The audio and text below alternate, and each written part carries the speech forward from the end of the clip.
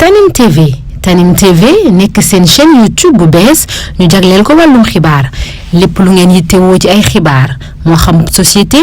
politique économie ba ci biti réew lépp Tanim TV dina leen ko jagleel wàllum diine it dina am ay émission yu am solo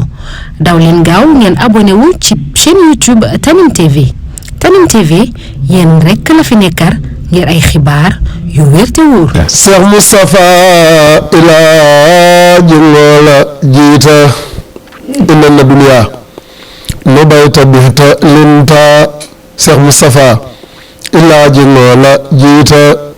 inna na duniya no bayta bihta linta kebalu naata musulu naata malaa'ikulu jiita ko bi naata inti silinti bindima udanko mutaña finko mo jinani banko jisalu sinni jata ɓolero barakata kambano bana koytino barakata molbidi ŋola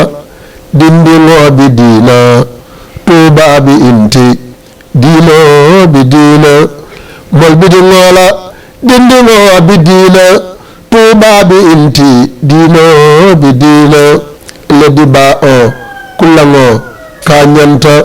intilin baba to xawsi naata tuubi sarifo yengola tuubi sarifo anta bintu ngola ci ñaaju soona minnino banna ay walideyni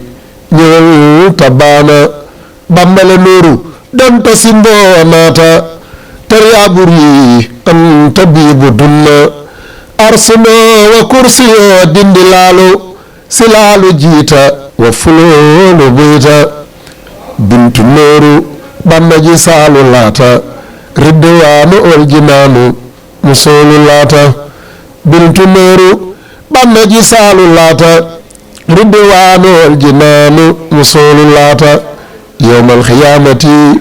noola jiita malaa'ikulu jiita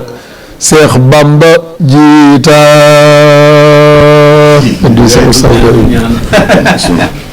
اللهم يا من لا تعقله سنة ولا نوم فكما خبت مني خدمة رسول الله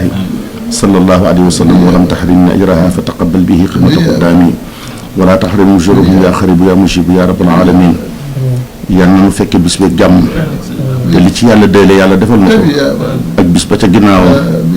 ci barke Xaadim Rasul barke Cheikh Moustapha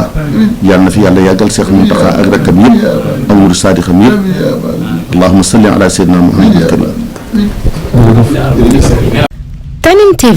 Tanim TV nekk seen chaîne YouTube bu bees ñu jagleel ko wàllum xibaar lépp lu ngeen yittewoo ci ay xibaar moo xam société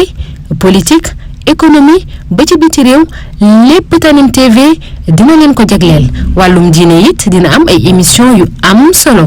daw leen gaaw ngeen abonné wu ci chaîne YouTube Tanim TV Tanim TV yéen rekk la fi nekkar ngir ay xibaar yu wér te wóor.